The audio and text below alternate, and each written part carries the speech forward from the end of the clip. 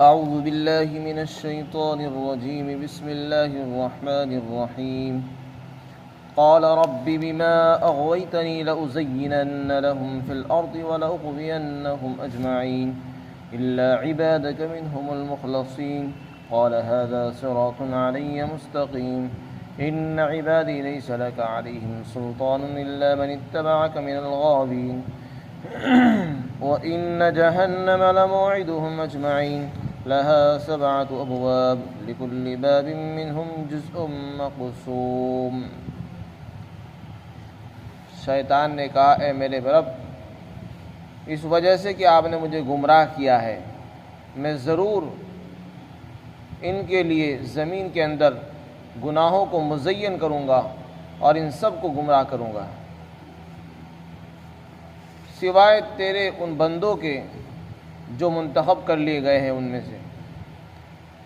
اللہ نے فرمایا یہ میرا سیدھا راستہ ہے جو مجھ تک پہنچتا ہے، یقیناً میرے بندوں پر تیرا کوئی قابو نہیں چلے گا سوائے ان گمراہ لوگوں کے جو تیری پیروی کریں گے، اور جہنم واقعتاً ان سب کا ٹھکانہ ہے اور جہنم کا ان سب سے وعدہ ہے۔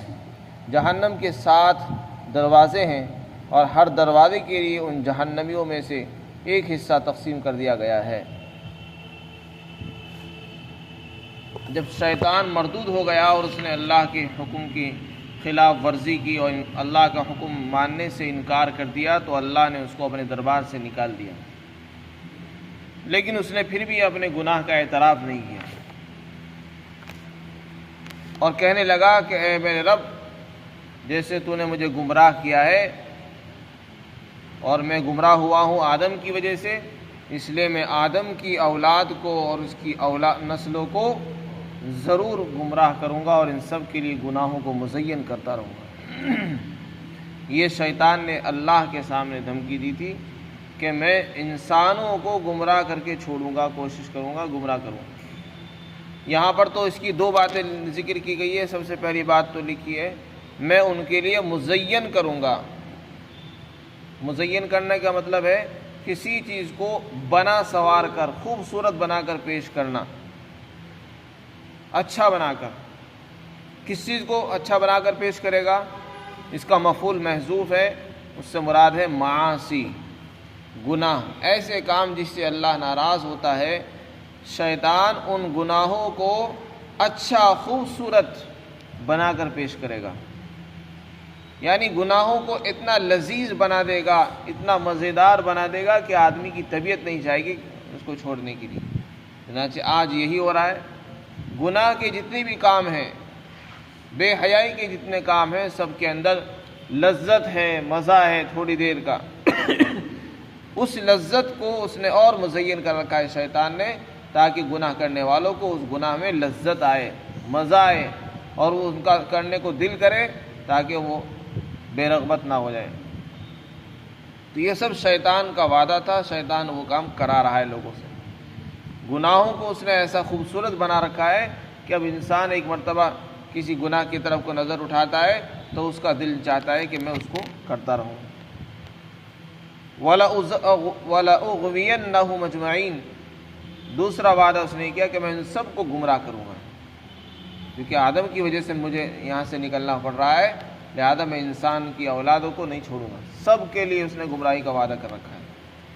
چنانچہ وہ گناہوں کو ایسا خوبصورت بنا بنا کے پیش کر رہا ہے کہ آدمی گناہ کو گناہ ہی نہیں سمجھ رہا، گناہ کر رہے ہیں اور اس کو گناہ نہیں سمجھ رہے۔ گناہوں کی نفرت، گناہوں کی خرابی دلوں سے نکل چکی ہے، اور اگر کسی آدمی کو نیک اعمال بتائے جاتے ہیں اور اسلامی حکم سمجھائے جائے تو اس کو اسلامی احکامات عجیب معلوم ہوتے ہیں۔ یہاں تو یہی 2 باتیں۔ دوسری آیات میں شیطان نے کہا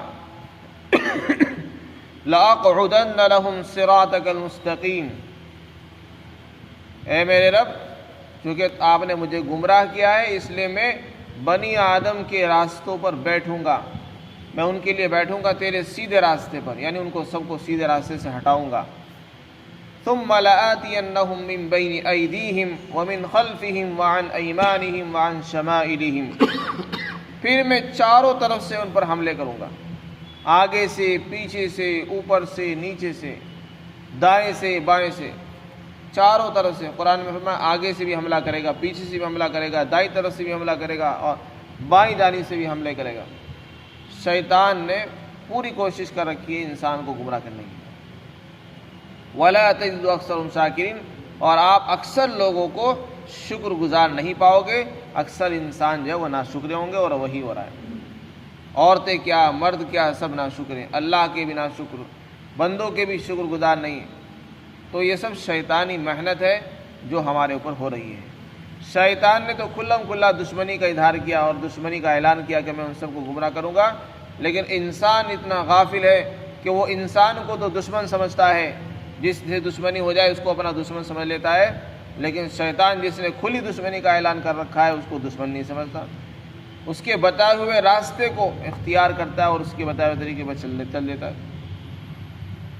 شیطان کو اللہ نے اتنا تسلط نہیں دیا ہے کہ وہ کسی کو زبردستی گناہ پر لگا دے، بس شیطان تو وسوسے ڈالتا ہے، برائی کے خیالات دل میں پیدا کرتا ہے، انسان کو گناہوں کی طرف کھینچتا ہے، آمادہ کرتا ہے، باقی گناہ انسان اپنی مرضی سے ہی کرتا ہے۔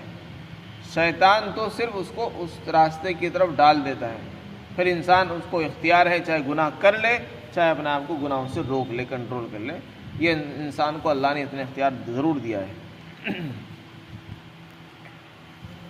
پھر فرمایا الا عبادک منهم المخلصین، ہاں آپ کے جو مخلص بندے ہوں گے، مخلص کہتے ہیں جن کو اللہ نے چن لیا ہے، منتخب کر لیا ہوگا، ان کو میں گمراہ نہیں کر سکوں گا۔ شیطان نے چونکہ اللہ کا یہ اعلان سن لیا تھا کہ میں زمین میں اپنا خلیفہ بنانے جا رہا ہوں جو میری خلافت کا کام انجام دیں گے اور میرے احکامات کو دنیا میں نافذ کریں گے، جو اللہ کے برگزیدہ بندے ہوں گے، تو اسے معلوم تھا کہ اللہ کے کچھ بندے ایسے ہوں گے جو اللہ کا حکم نافذ کریں گے، ان پر میرا قابو نہیں چل سکے گا۔ اس لیے اس نے خود کہہ دیا کہ تمہارے جو منتخب بندے ہوں گے ان پر میرا قابو نہیں چل سکے گا، البتہ جو لوگ میری اتباع کریں گے میں ان کو ضرور گمراہ کروں گا۔ تو اللہ تعالیٰ نے فرمایا اس پر کہ یہ سیدھا راستہ ہے جو مجھ تک پہنچتا ہے، یعنی جو لوگ میرے منتخب بندے ہوں گے وہ سیدھے راستے پر ہوں گے، اور جو سیدھے راستے پر ہوں گے ان کو تجھ گمراہ نہیں کر سکے گا، وہ مجھ تک پہنچنے والے ہوں گے۔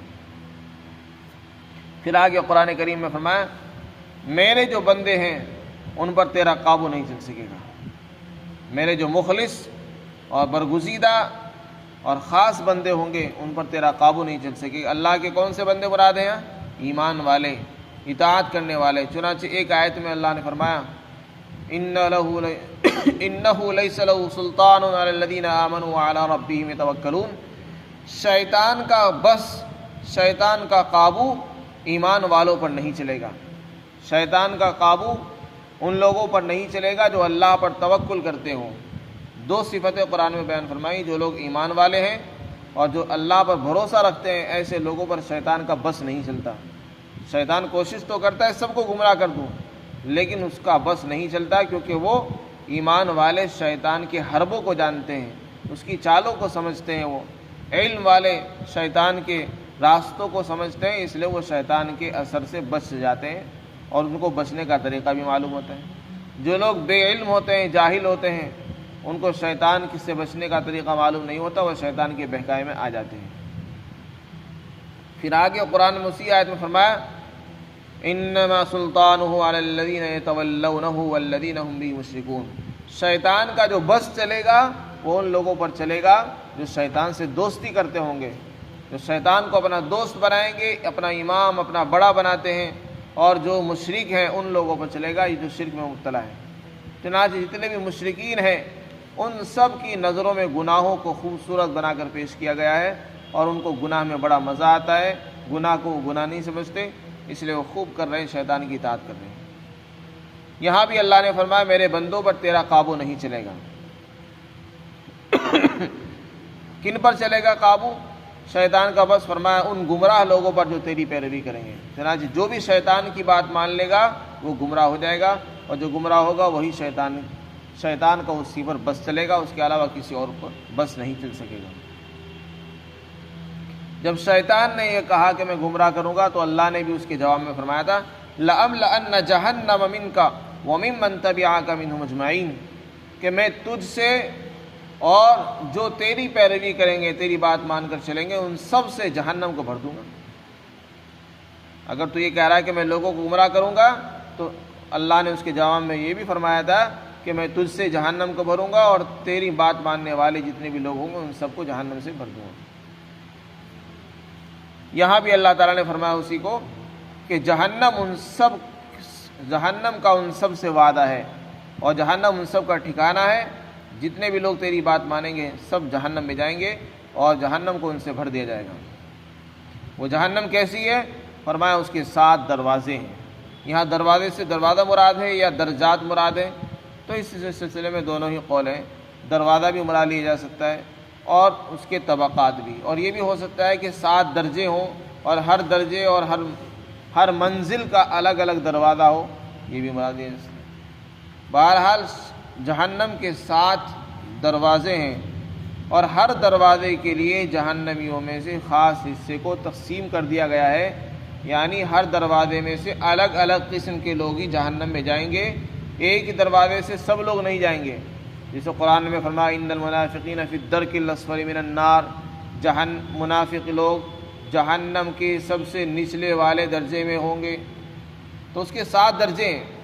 سب سے نچلا درجہ منافقین کا، ایک درجہ مشرکین کا ہوگا، ایک درجہ جو ہے ان لوگوں کا ہوگا جو ایمان والوں میں گناہگار ہوں گے اور جہنم کے مستحق ہو چکے ہوں گے۔ تو اس طریقے سے جہنم کے درجات ہیں اور ہر دروازے کے لیے کچھ جہنمیوں کو خاص کر دیا گیا ہے اور ان کے لیے ایک حصہ بانٹ دیا گیا ہے۔ ہر جہنمی اپنے اپنے دروازے سے داخل ہوگا اس میں۔ اللہ تعالی ہم سب کو جہنم سے پناہ نصیب فرمائے۔